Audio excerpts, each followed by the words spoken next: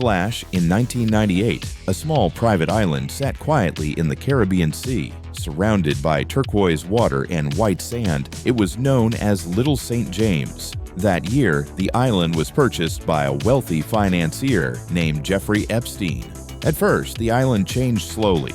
New villas were built on the hills. A private dock extended into the sea. Gardens were planted, staff housing was added, and a helipad appeared.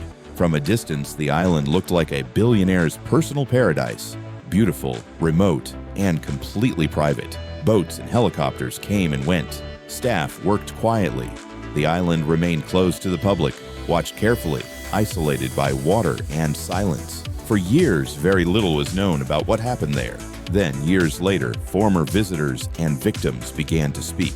According to court records and investigations, Little St. James became one of several locations connected to Epstein's sex trafficking operation during the early 2000s. Victims later said they were brought to the island from other places, sometimes by private aircraft. Abuse was alleged to have taken place inside the island's villas, behind closed doors, far from public view. Some staff members later stated that certain areas were restricted and that unusual instructions were given, though the full details were never made public.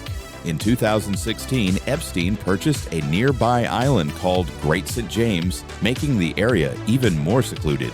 One structure on Little St. James drew particular attention, a blue and white striped building on a hill. Its purpose was never officially confirmed, but it became a symbol of mystery and speculation after the island entered the public eye. Everything changed in July 2019 when Epstein was arrested by federal authorities on sex trafficking charges. Investigators searched Little St. James as part of the case, collecting evidence from the island. Before a trial could take place, Epstein died in jail in August 2019. The island fell silent.